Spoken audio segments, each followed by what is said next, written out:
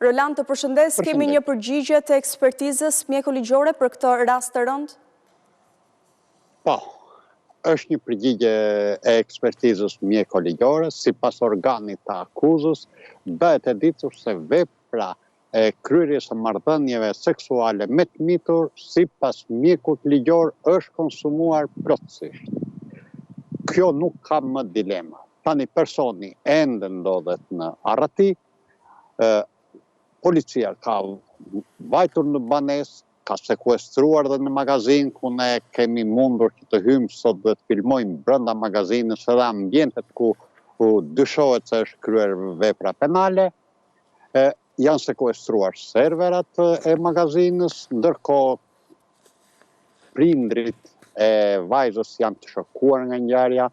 Ne nuk kemi mundur të kontaktojmë as në mbrëmjen e djeshme, as ditën e sotme, ata janë larguar nga banesa.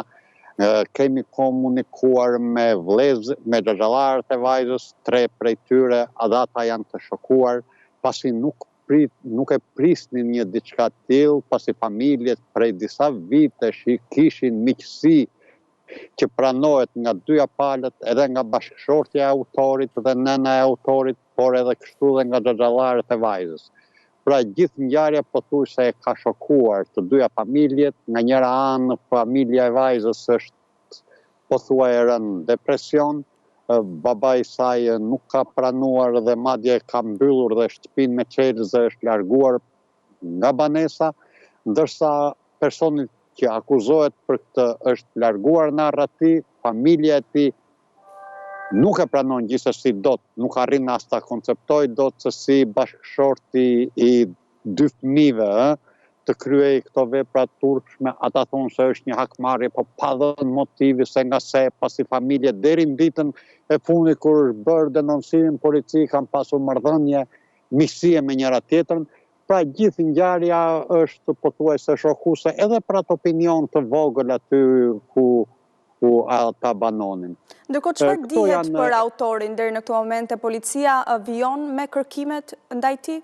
Po, policia vijon të kërkojë autorin, ai është i shpallur në kërkim, po kështu edhe ditën e sotme, ndoshta janë marrë, ose ndoshta në minutat e ardhshme, prokuroria do të marrë në pyetje nënën e autorit dhe bashkëshorten e tij. Ajo jashtë kamerave ka deklaruar se prej 3 ditësh nuk ndodhen në shtëpi pasi ka pasur motrën që i ka lindë dhe nuk dinte asnjë për ngjarjen. Kur ka vajtur në shtëpi është ka mësuar se aty kishte shkuar parë policia, ishte rikthyer policia për të pyetur nëse dinin në një vendodhje të mundshme të bashkëshortit të saj.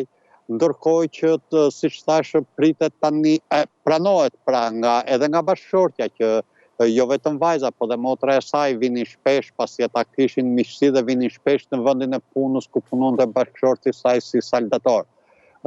Por gjithsesi sot këto deklarime që ne na i thanë jashtë kamerave duhet t'i japim përpara prokurorisë, e cila në këtë moment ndoshta i ka marrë në pyetje ose në minutat në vazhdim. Ndërkohë të gjitha shpjegimet ka dhënë familja në mbrëmjen e djeshme deri në orët e vona. Në prokurorinë e Korçës ka dhënë dëshmi vajza në prani të psikologut dhe të prindve saj, 2 prindrit e vajzës. Pra gjithçka pothuajse për prokurorinë është dosja pothuajse është e mbyllur, përveç kapjes autorit, i cili dhe ai duhet të ketë një shpjegim për këtë.